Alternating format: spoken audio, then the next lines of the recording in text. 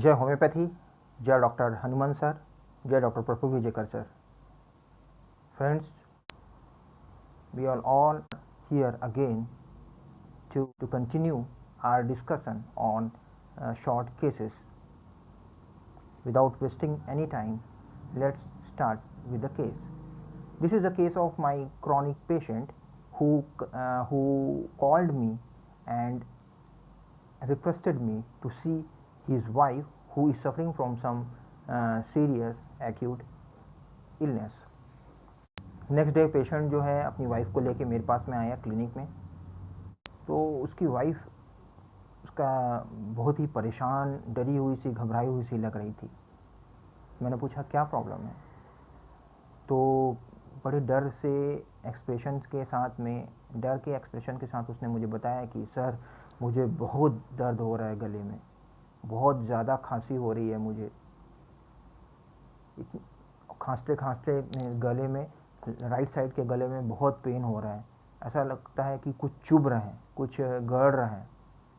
एकदम severe pain होता है सर. मैं इस दर्द को सहन नहीं कर सकती. मैं खाना नहीं खा पा रही हूँ. मैं कल रात में मैंने खाना ही नहीं खाया. सुबह भी मैंने खाना नहीं खाया क्योंकि मैं खाना खाऊंगी तो दर्द होगा. बहुत डर लग रहा है मुझे इस दर्द से. बहुत बहुत ज़्यादा दर्द होता है. मैं नहीं सहन कर सकती. अच्छा. और साथ में मुझे फीवर भी आ रहा है कल से. और खांसते खांसते मुझे चेस्ट में भी पेन होने लगता है. एक तरह से खांसते समय एक एक एक खिंचाव सा, एक मतलब एक खिंचाव सा महसूस होता है.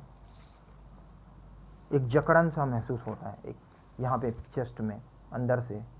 ऐसा लगता है कि कुछ एकदम मसल्स कॉन्ट्रैक्ट हो गई है जोर से, खींच रही है. जकड़न जैसा महसूस होता है और लगता है कि मेरी जान निकल जाएगी खांसते समय. इसके साथ में मुझे बॉडी पेन है. पूरे बॉडी में बहुत ज़्यादा पेन है सर. और साथ में सिर दर्द है. मेरी धड़कन बढ़ जा रही है. मुझे घबराहट होती है, बेचैनी हो रही है. मेरी धड़कन तेज़ हो जा रही है. ख़ास तौर पे अभी आपको तो पता ही कोरोना का टाइम चल रहा है. तो हर न्यूज़ में भी कोरोना के बारे में बता रहे हैं कि कितने सारे लोग मर रहे हैं, क्या क्या सिम्टम्स हैं कोरोना के, है ना. जैसे ही इसके लक्षण दिखाई दे तुरंत हॉस्पिटल जाओ. तो मैं कोरोना का न्यूज़ सुन के तो मेरी हालत और ख़राब हो जा रही है. कोई भी मेरे को फ़ोन कर रहा है तो मेरे हेल्थ के बारे में मैं अपनी बताती हूँ तो वो लोग बोलते हैं तुरंत जाके कोरोना टेस्ट करवाओ. तो मेरा डर और बढ़ जाता है. मेरे कमर में बहुत दर्द हो रहा है. मैं उठ बैठ नहीं पा रहा हूँ. एकदम ड्राई कफ है, सूखी खांसी आ रही है. लगता है गला छिल गया है. और कुछ भी खाऊं तो एकदम चुभन हो रही है. मैंने उसको देखा कि ये सब बताते हुए, अपनी प्रॉब्लम्स बताते हुए, एक्चुअली वो मेरे सामने में कांप रही थी. उसके हाथ पैर ऐसे कांप रहे थे वो. तो उसके हस्बैंड ने बोला कि सर देख रहे हैं ना आप, कितने एकदम बहुत डरपोक है मेरी वाइफ. छोटी सी प्रॉब्लम में भी ये बहुत जल्दी डर जाती है. इसको कुछ भी समझाओ तो समझती ही नहीं. अभी 2 दिन पहले की बात है. इसको गैस की वजह से इतनी घबराहट हो रही थी कि ये बेहोश हो गई. इसको हॉस्पिटल में एडमिट करना पड़ा. तो छोटी सी प्रॉब्लम में भी बहुत जल्दी डर जाती है, कांपने लगती है. मतलब एक इमरजेंसी आ जाती है. देखो देखो जैसा माहौल बन जाता है. मैंने इसके हस्बैंड से पूछा कि जब से इसकी तबीयत ख़राब हुई है इसके नेचर में क्या चेंज है, क्या रिएक्शन रहता है. बोले सर मत पूछिए, ये बहुत चिड़चिड़ी है और बहुत गुस्से वाली लेडी है. और जब इसको तकलीफ़ रहती है ना तो इसका चिड़चिड़ापन, इसका गुस्सा और बढ़ जाता है. हर बात पे गुस्सा करती है. हर छोटी छोटी बात पे गुस्सा करती है, चिड़चिड़ाती है. इसको मतलब हर चीज़ से परेशानी रहती है.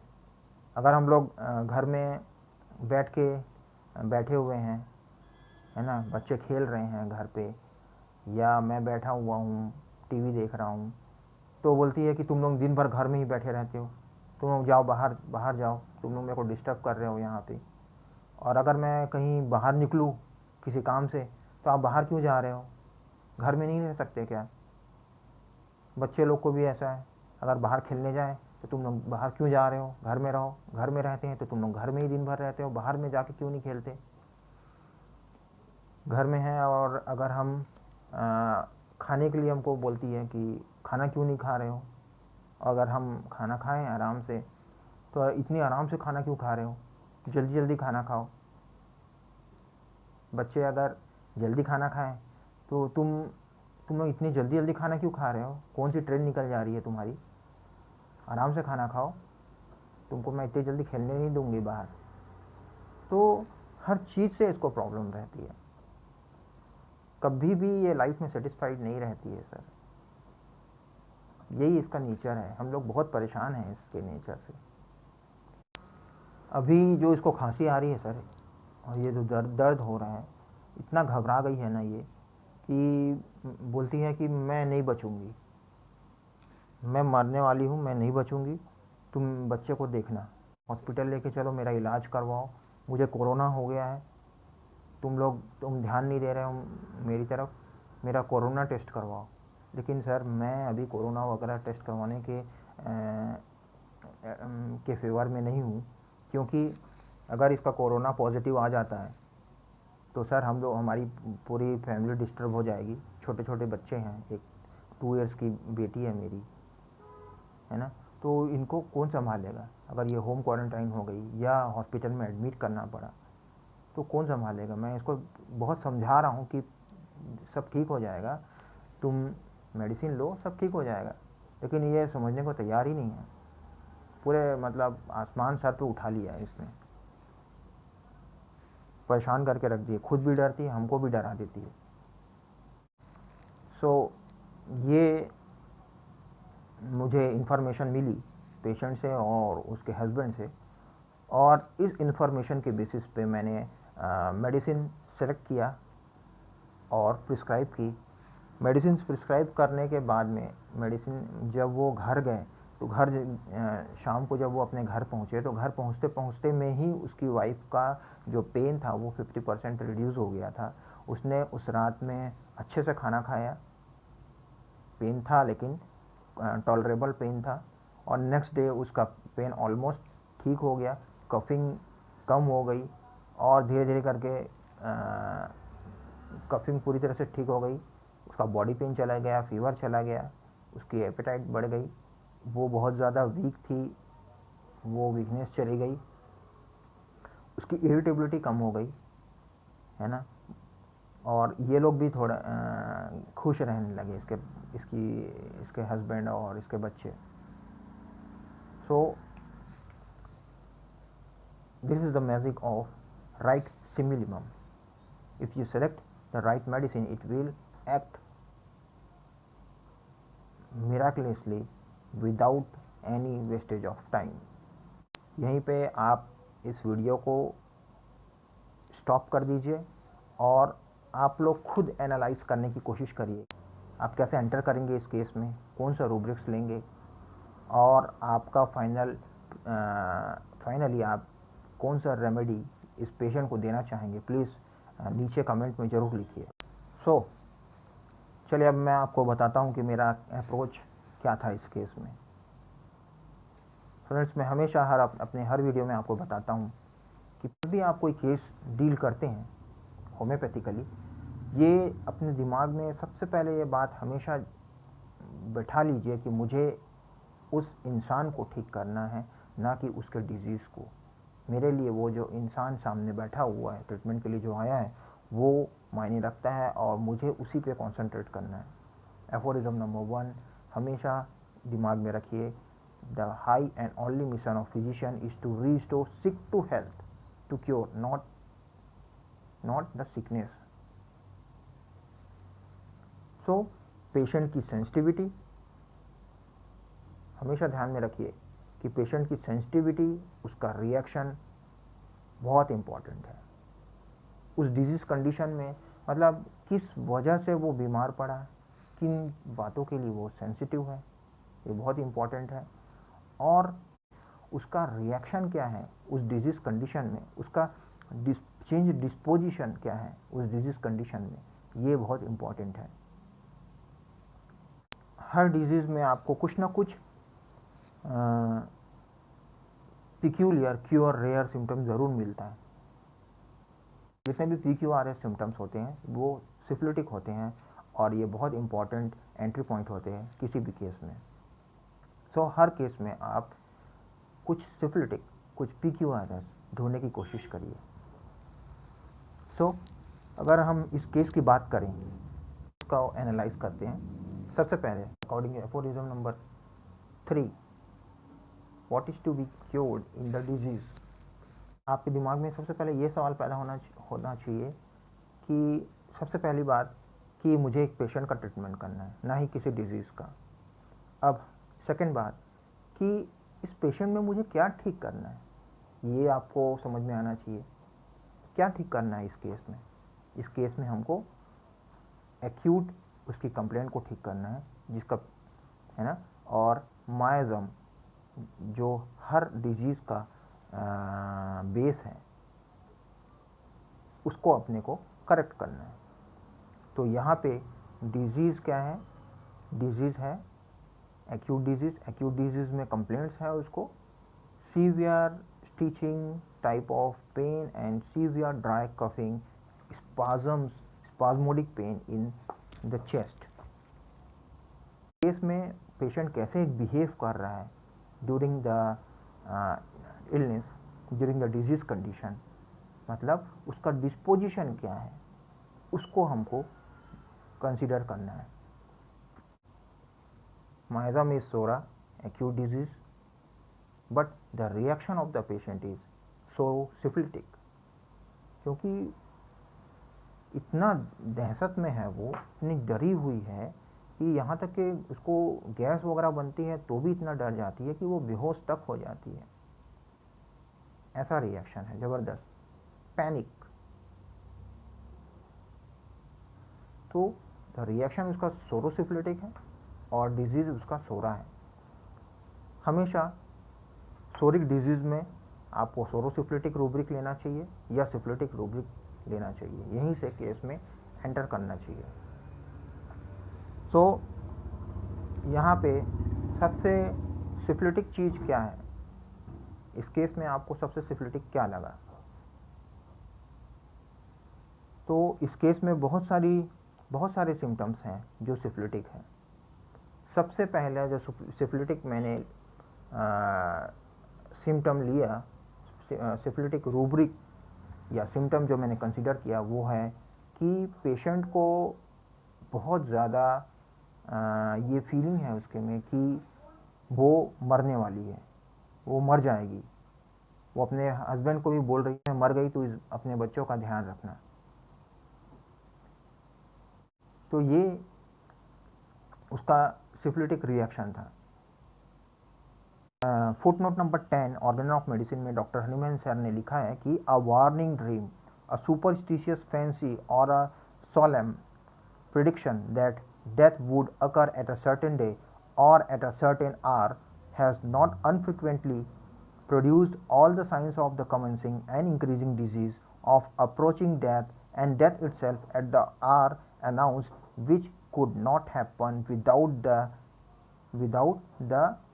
simultaneous production of the inward changes corresponding to the state observed externally, and hence in such cases all the morbid signs indicative of approaching death have frequently been dissipated by an identical cause, by some cunning deception or persuasion to a belief in the contrary, and health suddenly restored, which could not have happened without the removal by means of these small remedy of the internal and external morbid change that threatened death.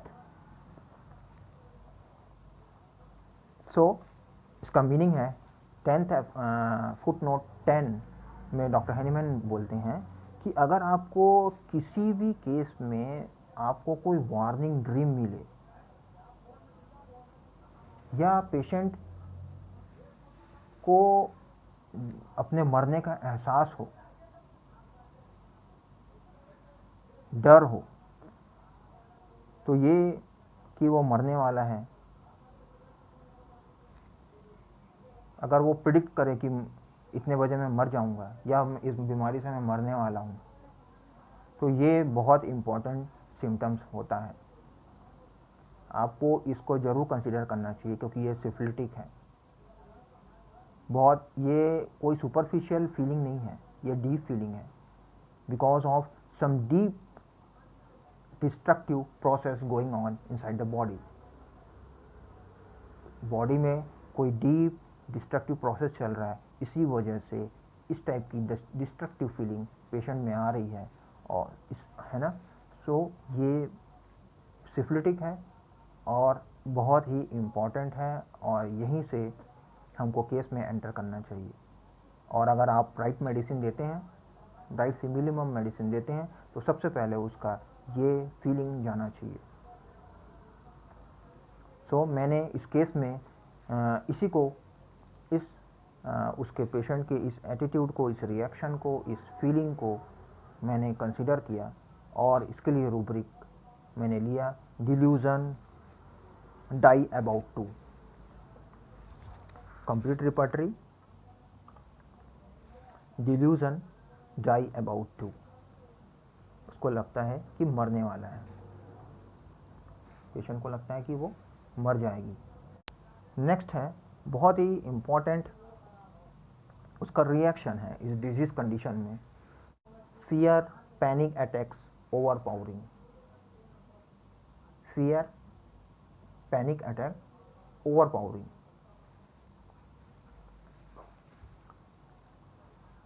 Fear मतलब डर, जो कि psychotic है। अगर ये fear out of control हो जाता है तो उसको हम बोलते हैं पैनिक, जो कि साइकोसिफिलिटिक है। ओवर पावरिंग मतलब उसको, उसके कंट्रोल में ही नहीं रहता, वो को समझ में नहीं आता, और पेशेंट का रिएक्शन जो है एकदम दहशत वाला हो जाता है। तो ये पेशेंट भी ऐसी भी रिएक्ट करती थी, छोटी सी प्रॉब्लम में डर जाती थी, जैसे कि वो मरने ही वाली है, उसको तुरंत मतलब घबराहट, बेचैनी, उसको तुरंत हॉस्पिटल में एडमिट करना पड़ता था, और इतनी ज़्यादा डर जाती थी कि वो बेहोश हो जाती थी छोटी छोटी बातों में। सो fear, panic attacks, over powering. Next एक और हमको सिफिलिटिक रूब्रिक मिल रहा है इसमें, एंजाइटी हाइपोकॉन्ड्रिकल। एंजाइटी हाइपोकॉन्ड्रिकल, एंजाइटी एक फ्यूचर रूब्रिक है, मतलब कि कुछ होने की आशंका। हाइपोकॉन्ड्रिकल मतलब कि एक, हाइपोकॉन्ड्रिकल एक स्टेट है, एक डिजीज कंडीशन है जिसमें पेशेंट को, in which the patient is very much concerned about his health. The patient feels he has all kind of diseases. Patient feels that his disease is very severe. He is suffering from some severe disease.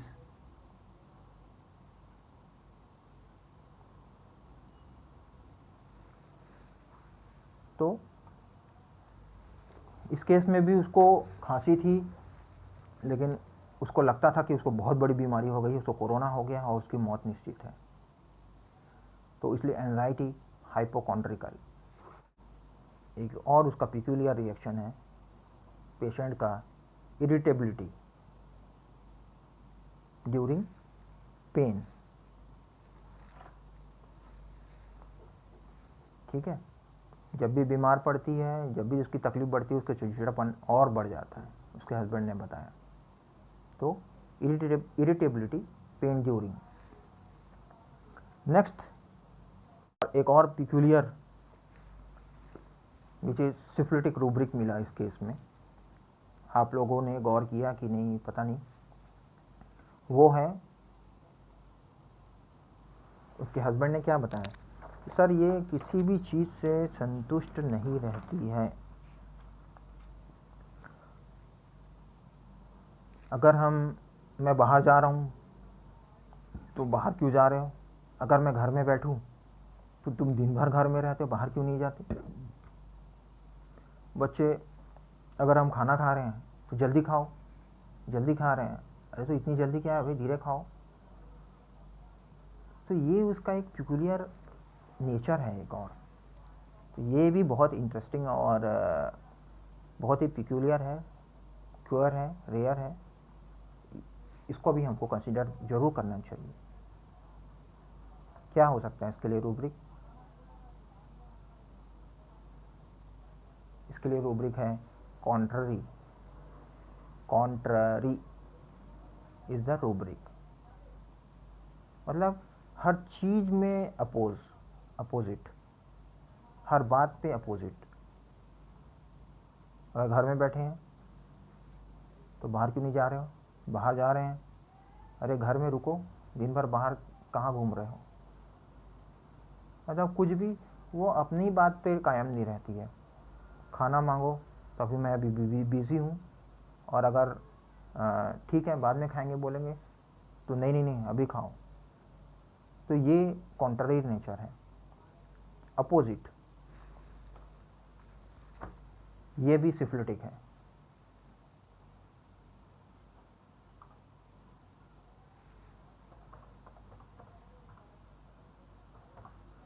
Contrary का अगर आप meaning देखेंगे, the opposite, a preposition, fact और condition इनकॉम्पेटिबल with another. दूसरों से opposite reaction is called contrary. ठीक है, तो ये भी बहुत इंपॉर्टेंट सिफिलिटिक रूब्रिक है जो मैंने इस केस में कंसीडर किया। तो ये तो कुछ सिफिलिटिक मेंटल सिम्टम्स हमको मिले, साथ में बहुत सारे फिजिकल सिम्टम्स भी हैं जिसमें सिफिलिटिक है, जो सिफिलिटिक है। जैसे एक सिम्टम मिला कि बहुत ही पिक्यूलियर सिम्टम हमको मिला कि खांसते खांसते उसको एकदम जकड़न, एक स्पाज़म होता है उसको चेस्ट में, लगता है जान निकल जाएगी।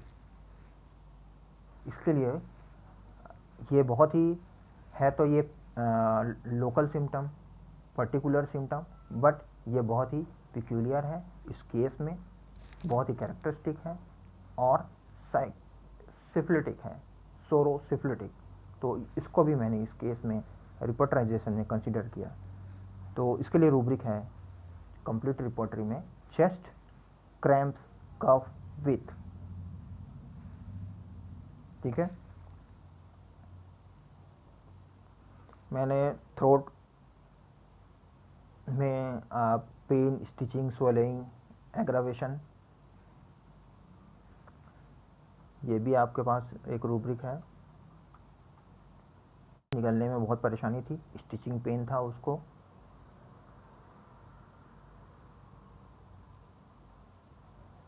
नेक्स्ट है कि मेरे सामने पेशेंट बैठ के कांप रही थी जब वो अपने बारे में बता रही थी, कितनी ज़्यादा पैनिक या दहशत में है वो लेडी।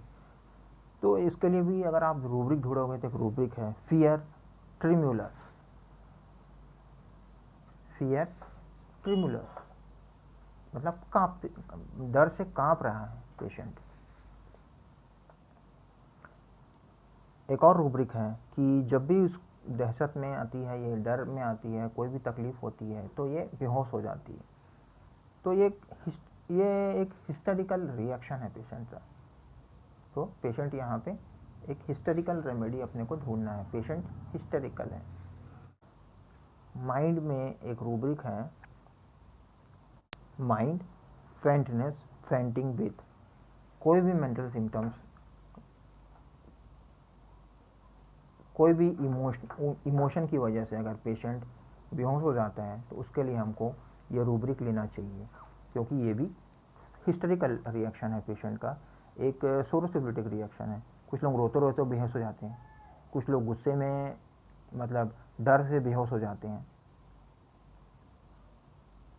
कुछ को शॉक लगे तो बेहोश हो जाते हैं, बैड न्यूज़ सुने तो बेहोश हो जाते हैं।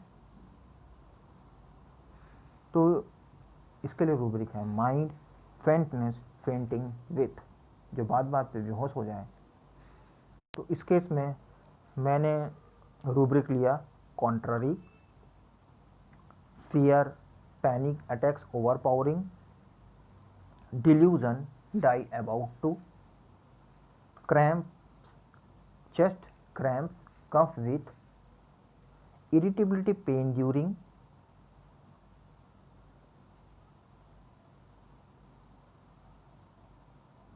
Anxiety, hypochondriacal. और इसको अगर आप क्रॉस रिपोर्टाइज करते हैं तो हमारे पास 3 मेडिसिन आई, sulphur, kali carb and arsenic. So कौन सी मेडिसिन सबसे सिमिलर है इस केस में? तो चलिए रूल आउट कर लेते हैं मेडिसिन। तो फर्स्ट मेडिसिन इज, हम पीछे से जाते हैं, क्या ये पेशेंट सल्फर हो सकता है? मैंने आपको बताया नहीं कि पेशेंट जो है वो चिली थी, पेशेंट का थर्मस चिली था, तो यहाँ पे सल्फर रूल आउट होता है क्योंकि हमको एक चिली रेमेडी चाहिए। ऊपर से सल्फर का पेशेंट जो है इगोस्टिक होता है, वो कभी भी अपनी वीकनेस बाहर शो नहीं करता है, अंदर से डरा हुआ रहेगा लेकिन कभी भी वो आपके सामने घबराएगा नहीं, दिखाएगा नहीं कि अपना डर, कि डर से कांपने लग जाए अपने सिम्टम्स बताते बताते। वो तो ऐसा शो करेगा कि मुझे कोई, इससे मैं डरा ही नहीं, भले अंदर से बहुत डर रहा हूँ, है ना। और तो सल्फर को अपन इजीली रूल आउट कर सकते हैं क्योंकि ये हॉट रेमेडी है और हमको चिली रेमेडी चाहिए। तो बचती है कि आर्सेनिक और कैलिकार्ब। क्या ये पेशेंट आर्सेनिक हो सकती है? मैंने आर्सेनिक को भी रूल आउट किया क्योंकि आर्सेनिक का इसमें मुझे पीरियोडिसिटी नहीं मिला। Frequent thirst of cold water for short interval, mental anxiety तो है इसमें, पर पीरियोडिसिटी नहीं है, midnight midday aggravation नहीं है। आर्सेनिक का पेशेंट ग्रेसफुल होता है, मुझे ये लेडी ग्रेसफुल नहीं नजर आई। Hysterical lady, angry irritable lady, discontented lady, कहीं से भी मुझे ये ग्रेसफुल नहीं नजर आई। साथ में ना ही इसमें कोई पीरियोडिसिटी थी, कोई पीरियोडिकल एग्रावेशन भी नहीं था कि मिड डे और मिड नाइट में इसकी कंप्लेंट बढ़े। रेस्टलेसनेस ड्यूरिंग कंप्लेंट, रेस्टलेसनेस थी पर वो एक पैनिक रेस्टलेसनेस था और एक हाइपोकॉन्ड्रिकल और एक हिस्टेरिकल रिएक्शन था। साथ में अपन आर्सेनिक को भी इसलिए भी रूल आउट कर सकते हैं क्योंकि आर्सेनिक में बर्निंग पेन होता है और इस पेशेंट को स्टिचिंग पेन था गले में। सो मैंने, और ये पेशेंट इतनी फास्टिडियस भी नहीं थी, तो मैंने आर्सेनिक को भी रूल आउट कर दिया। हमारे पास बची एक ही मेडिसिन जो हर तरह से, पूरी तरह से, हर एंगल से, मेंटल, फिजिकल, जनरल, हर लेवल पे, हर एंगल से इस पेशेंट को सूट कर रहा था। कालीकार्ब। कालीकार्ब का पेशेंट काली माता की तरह होता है, very irritable, very discontented, very angry, very anticipatory, very anxious, very panicky. Doctor Praful Vijayakar sir ने अपनी बुक जेनेटिक मटेरिया मेडिका में कैलिकार्ब के 3 की पॉइंट्स बताए हैं, 3 कैरेक्टरिस्टिक पॉइंट्स बताए हैं।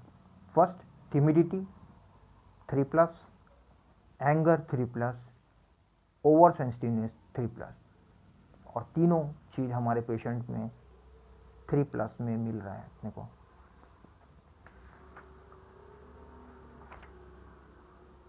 राइट साइडेड कंप्लेंट है, राइट साइड में स्टिचिंग पेन है, स्टिंगिंग पेन है, timid, frightened easily, started easily, angry, over sensitive, quarrelsome, antagonism with family. तो ये अपने को इस केस में अपने को मिल रहा था।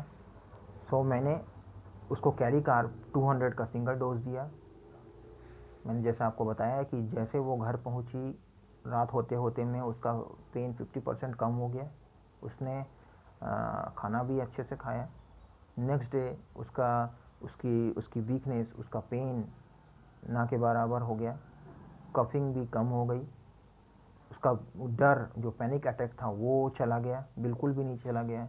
उसकी जो मरने का जो उसको फीलिंग आ रहा था, वो भी टोटली चला गया। मतलब सिफिलिस चला गया। सिर्फ खांसी हल्की फुल्की रह गई, मतलब सोरा। और जो स्पाज्मोडिक पेन हो रहा था, उसको स्पाज्मोडिक सेंसेशन हो रहा था चेस्ट में, वो भी चला गया। तो सिफिलिस पूरी तरह से चला गया। Patient is out of danger now.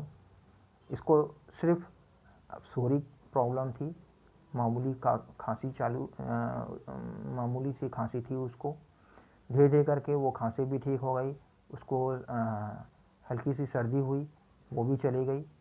और फिर पेशेंट पूरी तरह से, आज तक के अभी तक का पेशेंट इस पूरी तरह से इज़ फुल्ली क्योर्ड नाउ। तो इस तरह से अगर आप का अप्रोच राइट है, आप राइट रूब्रिक का सिलेक्शन करते हैं, और फिर जो मेडिसिन आई है उसको उसके डिस्पोजिशन के हिसाब से, उसके मायाज्मेटिक बैकग्राउंड या प्रीडोमिनेंसी के हिसाब से अगर आप रूल आउट करते हैं और राइट रेमेडी सिलेक्शन करके आप पेशेंट को देते हैं, तो क्योर होना ही है। आपको हेरिंग्स लॉ ऑफ क्योर हमेशा दिखेगा ही। सो आई होप कि आप लोगों को इस केस में, इस वीडियो में भी कुछ सीखने को मिला होगा, और आप इस नॉलेज को जो मैंने आपको शेयर किया, इसको क्लिनिक में अपने अप्लाई करेंगे, और इससे आपको और आपके पेशेंट्स को बेनिफिट होगा। आपका स्किल, आपका नॉलेज अपग्रेड होगा। यदि आपको मेरा वीडियो पसंद आया तो प्लीज़ लाइक करिए। ज़्यादा से ज़्यादा लोगों तक ये नॉलेज पहुँचे, इसलिए इसको शेयर करिए। मेरे चैनल को सब्सक्राइब करिए ताकि जो भी मैं वीडियो डालूँ वो उसका आपको नोटिफिकेशन मिल सके, आप उसको देख सकें। सो तब तक के लिए good day, goodbye, and see you, meet you in the next video. Keep learning with me, and let's learn together, evolve together as a true homeopath. Thank you.